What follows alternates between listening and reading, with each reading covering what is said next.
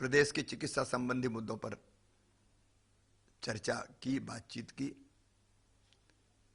AIIMS में कुछ नई सुविधाओं की आवश्यकता है।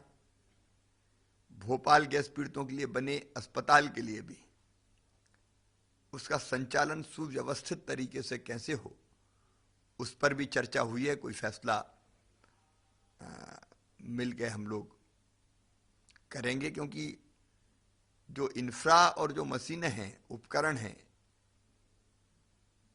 भोपाल गैस राहत अस्पताल में उनका बेहतर उपयोग कैसे सुनिश्चित किया जा सकता है, तो मैनेजमेंट के साथ भी चर्चा करेंगे और गैस पीड़ितों की और कैसे बेहतर सेवा हो सकती है, इलाज हो सकता है, इस पर बात करेंगे। मैंने ये भी आग्रह किया कि जबलपुर में कैंसर इंस्टीट्यूट है, वो जब प्रारंभ हुआ था तब 75 और 25 भारत सरकार को देना था, लेकिन बाद में वो शेयर बदल के 60-40 हो गए। तो मैंने आग्रह किया कि 75-25 ही रहना चाहिए। नए मेडिकल कॉलेज जो हमने खोले हैं, खोलने का फैसला किया है, सिवनी, छतरपुर और दमोह, तो मैंने आग्रह किया है कि भारत सरकार भी उनमें सहयोग करे, क्योंकि ये अभी राज्य सरकार ने अपने स्तर पर प्रारंभ किए हैं। कोविड के संक्रमण से बचाने के लिए वैक्सीनेशन का काम चल रहा है। वैक्सीन अभी लगातार लगाई जा रही है, लेकिन हमने ये आग्रह किया है कि जिस ढंग से हम वैक्सीन लगा रहे हैं, अभी हमें लगभग 81 लाख प्रथम डोज की आवश्यकता है और उसके अगेंस्ट हमको लगभग 18,84,000 डोजेज प्राप्त हुए हैं। तो बाकी जो डोजेज हैं हमारे, प्रति सप्ताह 8 से 10 लाख वैक्सीन डोज की हमको ज़रूरत है। तो मैंने कहा कि वो डोज हमको दिए जाएं। उन्होंने आश्वस्त किया कि इसमें कोई कमी नहीं आएगी और वैक्सीन के डोजेज लगातार भेजे जाते रहेंगे।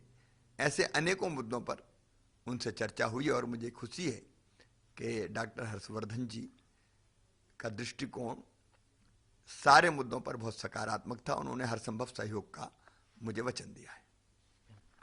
सर, वैक्सीनेशन शुरू हुआ, उसके साथ लोगों में भी एक कहीं ना कहीं लापरवाही जैसी स्थिति आ गई कि लोग बार लापरवाही कर रहे हैं, जिसकी वजह से अब केसेस बढ़ रहे हैं कहीं ना कहीं संपर्क में आने से। भले कोविड के संक्रमण को बचाने के लिए वैक्सीनेशन का काम चल रहा है, हम तेजी से वैक्सीनेशन के काम को कर रहे हैं और ये वैक्सीनेशन सुरक्षा के लिए आवश्यक है।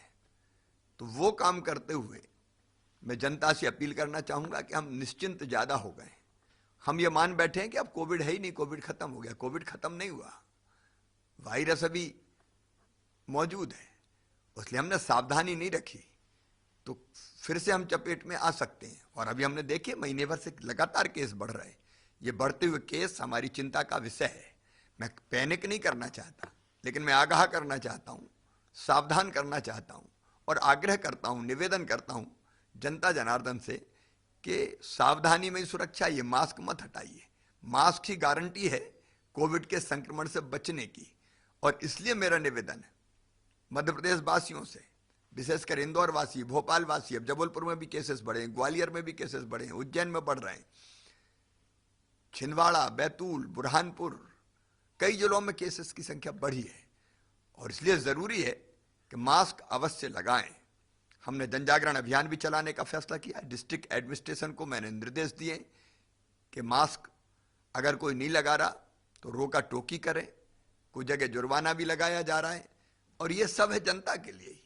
अगर ये सावधानी नहीं रखेंगे तो हम बड़े संकट में पड़ेंगे। मैं नहीं चाहता कि अब लॉकडाउन फिर से लगाने की स्थिति पैदा हो, लेकिन जहां पॉजिटिव प्रकरण बढ़ रहे हैं तो हमको फिर नाइट कर्फ्यू जैसे कड़े कदम भी उठाने पर बाध्य होना पड़ेगा। बड़े समारोह ना करें, सोशल डिस्टेंसिंग का पालन करें, मास्क लगाएं, हाथ धोएं। बिना सावधानी के हम अभी कोविड से नहीं बच सकते। सर, तो एक बार फिर मध्य प्रदेश में कोविड के मामले बढ़ रहे हैं, उसको कम करने के लिए किस तरीके से? कोविड के मामले में सभी आवश्यक उपाय किए जा रहे हैं। जन जागरण भी, मास्क पे सख्ती भी हम करेंगे, क्योंकि जनता को संक्रमण से बचाने के लिए जरूरी है।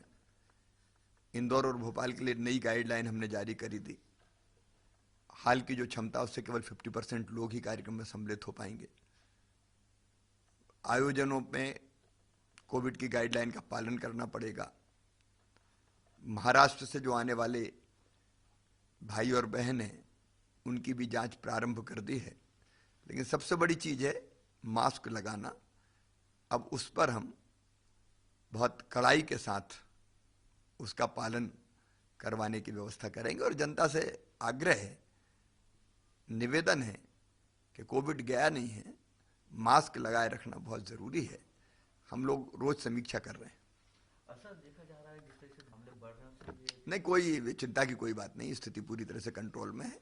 कोई पैनिक होने की जरूरत नहीं है, सावधानी की जरूरत है, सावधानी में ही सुरक्षा है। सर नाइट कर्फ्यू को लेकर फसलों को नुकसान को लेकर आज मैंने पूरी समीक्षा की है।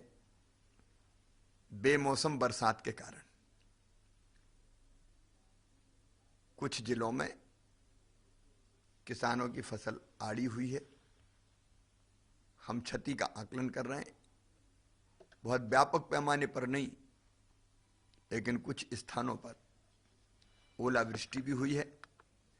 अभी सारे दल अधिकारी कर्मचारियों के फील्ड पर हैं, लगातार फील्ड में सर्वे कर रहे हैं, सर्वे कर कर क्षति का आकलन कर रहे हैं और क्षति के आकलन के बाद जहां जैसा नुकसान हुआ है उसके हिसाब से